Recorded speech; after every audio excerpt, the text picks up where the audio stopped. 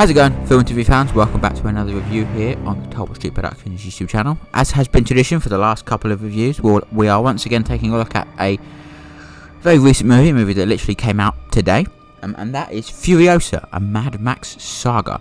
Now, Furiosa is, of course, a prequel to Mad Max Fury Road. So I suppose before we kick into this, I do want to make a statement, and that statement is that I have not seen any of the original three Mad Max movies. Mad Max 2, The Road Warrior, Mad Max 3, Beyond Thunderdome. Not seen any of those, but I have seen Fury Road and now this movie. So if that's your signal to click off the video because my opinion is invalid, that's fine. Go and have a nice day. And go watch the movie because it's fucking good. But, you know, having said that, I'm going to be comparing this movie quite a lot to Fury Road. If you don't know, Fury Road was the fourth installment in the franchise, released in 2015. All of the movies in the franchise have been directed and helmed by the incredible George Miller, a director I personally look up to. I think he's a fantastic director. Definitely one of my inspirations for wanting to make films. And I think specifically with Fury Road and now this movie as well, a great sensibility of a man who really, really values practical effects and practical design over anything CGI related, and practical over CGI is what clearly is in his blood, because Mad Max Fury Road is incredible and it's all practical, which is just a feat upon itself to even say Fury Road was practical, but it pretty much was all practical. And Furiosa is in the same. I will be the first one to admit that initially from some of the trailers, I thought it looked like he was selling out and going CGI heavy, but it appears that's not the case, so I do want to retract that statement. I don't believe that statement at all.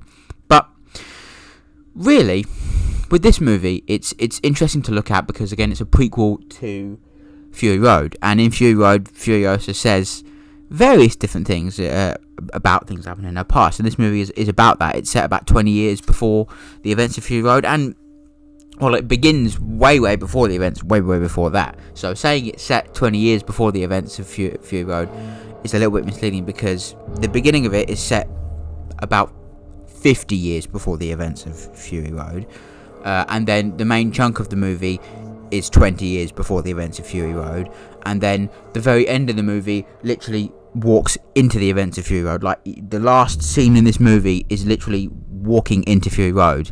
By that I mean it's the setup to Fury Road. It's exactly how Fury Road starts, pretty much, like in terms of the context and that.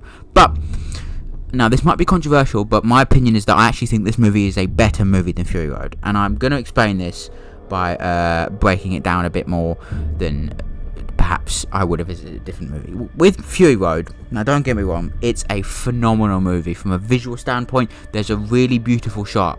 It's one of my favourite shots of all time I've ever seen in a film. I think it's my picked poster on Letterboxd. It's the shot where the convoy is heading into the storm, and the shot just backs up further and further and further away. It looks like a painting. It's fucking beautiful, and I do adore that shot brilliantly. There's no shots on that level in Furiosa, and that's not a bad thing at all, because if you ask me, Furiosa, it doesn't need to have...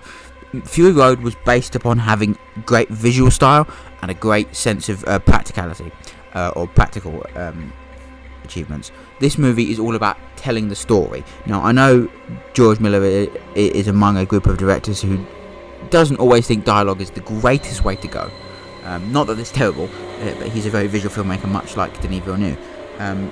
But here, this movie specifically, really actually proves to me that Miller, when he does want to do scripted stuff with a proper full-knit story instead of just a 2-hour car chase with little to no story or character development or character context, not that brings Fury Road down at all, because it does not. Fury Road is fantastic. I cannot reiterate this enough. Fury Road is a masterpiece. I ain't going to sit here and tell you it's bad, because it's not. It's great. But Furiosa benefits from having such a deep-rooted story and such a character-driven plot, which is something that was, I personally think, sorely lacking in Fury Road. But for Furiosa, you really have all of the stops being pushed out, because not only do you have a really fantastic cast with 2 stellar performances from Chris Hemsworth and Anya Taylor-Joy. Now, Anya Taylor-Joy's performance here is most comparable for me to Zendaya's performance as Tashi Duncan in Challenger. And I don't mean it's kind of the same things, but I mean they're both fucking badasses in their respective movies, and they look fucking good as hell while doing it. So that's what I will say about it. I think Anya Taylor-Joy, she just kicks so much ass in this fucking movie. It's fantastic. She genuinely, it's a character you really root for, because you are given the entire backstory of a character. And I give the movie credit. I initially, when I come out, thought this was a bit of a detriment to the film, but it's not. It spends the first 40 minutes or so with a younger Furiosa. So obviously we know that here Anya Taylor-Joy is playing a younger Furiosa, but at the beginning of this movie, and it's shown in a few trailers, you see a very young Furiosa as a child, and it takes 40 minutes before you actually meet Anya Taylor-Joy's version of Furiosa, and it's not like Boy Kills World where the younger actor literally hands it over to the older actress. No, it's not like that at all. It just, one scene it's the younger Furiosa, the next scene it cuts to the older Furiosa. So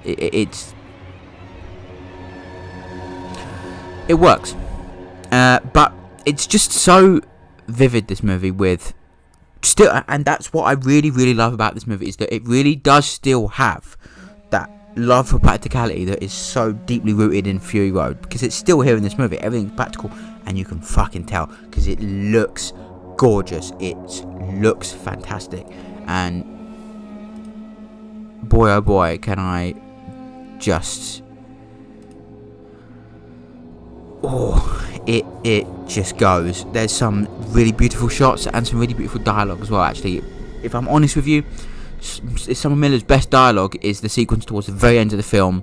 I'm not going to go into any detail, but it's a sequence where both Furiosa and Dementor's just in the middle of fucking nowhere. It's just the two of them, desert for miles upon miles, and they both just give, like, Dementor's gives just one of the most beautiful monologues I've ever heard in my fucking life. Like, it's up there with the Blade Runner monologue from the end of that movie. It's a great monologue. And then Furiosa just snaps back with so many great liners as well. So that's a really strong dialogue sequence in the film towards the very, very end. But that doesn't mean there isn't some other seriously strong dialogue sequences in the film. There is. The script is solid and tight-knit. And that's what I admire about George Miller. He is someone who really goes with his craft. He has such an admiration and respect for everyone across the board, and he is someone who has very much said that you can't make a movie on your own, and as much as you stamp a director's name on it, it's really not the director's movie. It's everyone who put even a second of time into it, and it shows here more than ever. And one of those long time collaborations that Miller's had recently is composer Junkie XL, or Tom Hulkenberg. For Miller, he's composed music for Mad Max Fury Road, Miller's last film, 3,000 Years of Longing, which came out in 2022, and of course Furiosa right here. So it is worth noting that, despite the fact it has nearly been 10 years since Fury Road came out, fucking hell, Miller did make one movie in between this and Fury Road, and I think that movie was really good. 3,000 Years of Longing is a great movie. But the critics were not so nice, and it kind of fell under the radar as one of the hidden gems of 22. But it didn't light the box office on fire either, which I know this movie will, because it's a Mad Max movie.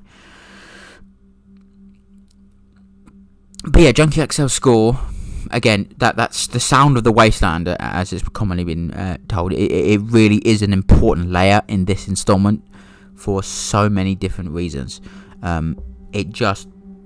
It really goes in a way that I don't think Hulkenberg has done for a movie in a long time. And I mean, probably since Fury Road, to be fair. He's done some great stuff since then, but, like, you know that this is a project he had priority for. You know, things like, maybe not the Sonic movie, but things like Scoob, where they're not high priority projects. They're not bad movies. I'm not sitting here and saying and dissing any of the guys behind Scoob, because I have massive respect and admiration for Tony Cerrone, the director of Scoob, and all the stuff he does. And he talked about how the sequel got cancelled. So I have massive respect for that man. He is awesome. But Scoob, when you put Scoob next to Furiosa, they're just not in the same ballpark. That's the nicest way to put it. But the score really plays an important part here, and I think that whole sound of the wasteland, and even one of my favourite facts about the movie is that, and this is something I don't think I've heard happened before, and even when the place I found this information out was a clip from a podcast, and even they said the same thing. The movie was the sound mix of the movie was done alongside composer Junkie XL, so the sound mixer for the movie and Junkie XL did the sound mix together. So that's really how, for this specific movie, you can tell how sort of deep in the movie the actual score is, because it's mixed by the composer. So the sound design mix and the score mix were all mixed by the composer along with the sound designers. So that's really fucking cool, if you ask me. But yeah, I mean, what much more is there to say about a movie like this? Stellar performances, a great cast as well, and it's great to see characters from Fury Road as well, like Immortan Joe and things like that, and have, you know, extended sequences where they are a essential part of the plot. And if I'm honest with you, the person who has the most fun in this movie is Chris fucking Hemsworth, because the performance is great, I can't lie, it's so much fun, but it's also not like you can tell he was having like so much mad fun. It's like he put effort into it, but he's also having fun with it at the same time, and that's something I really admire, that you don't see in a performance that much anymore these days. You either see them clearly having a fucking blast and hamming it out, or not bothering at all, and this is that perfect match of both of them. Maybe not they're not bothering, but it's the match of being a serious enough performance that it actually comes off thematically as a serious performance, and also still having a goofy fun that's really funny. And that's what I have to admit, they both smash it. They are very charismatic and enjoyable leads in this film, both Anya Taylor-Joy and Chris Hemsworth. And while you see Chris Hemsworth throughout the entire movie, and he is obviously a lot older towards the end of the film, having the benefit of not being introduced to Anya Taylor-Joy until much later in the movie, and then knowing that you also have that kind of element of, you know, she's going to eventually turn into the version of Furiosa portrayed by Charlize Theron in Fury Road. It's that one issue with prequels like this that I have, is that when you set the stakes in this movie, you can't have a stakes in a movie like this, because you know how it's going to end, you know what happens next after this movie, so there's no stakes. Which I will give this movie something, and I will give this movie the fact that it doesn't really play with that. Most movies, they try and act like, oh, we can fake out the death, but the audience are going to be like, well, no, that's not going to happen. They don't do that kind of thing in this movie. She doesn't really like nearly die, or they build the music up and it gets tense and she nearly dies kind of thing. There is one point where she gets like rubble falling on her, but there's no kind of build up in music, it just falls, and then like a fucking badass, she just gets up, wipes it off and walks away. Like, that shit's cool as fuck, and it's not kind of taking away from the movie by having that element of, well, she's not going to die because we know she's in the next one, so stop trying to, it takes you out in the movie, that thing. I always say that kind of stuff takes you out of a film all the time, and I'm glad that Miller can see that that's not the right path to go. Again, it's just one of the best movies of this year, I can't lie to you. It has so much heart and stake in it at the same time, but such a brilliant visual style that's unlike any other kind of visual style of a movie. It's very easy to just sit back and compare this to Dune Part 2, because sand, desert, almost like the Chosen One allegory, shit like that. It's very easy to do that, but they are not the same, not even on the same fucking plane of existence. And that even goes down to the fact that Dune has a very specific visual style, a very specific style that is, of course, toned specifically to director Denis Villeneuve, whereas Miller has a very specific visual style as well that he's built up not just over the first three movies, but also with Mad Max, with Fury Road, and now here in Furiosa. It's a very distinct style. This and Fury Road look very similar, but different enough for you to be able to tell the difference, and that's what I admire about a man who knows his craft well enough to really play with things like that. And also, it's something that really works really well in Fury Road as well. It's the colour. The use of colour in both this movie and Fury Road, but obviously as we're talking about Furiosa here, it's more Furiosa.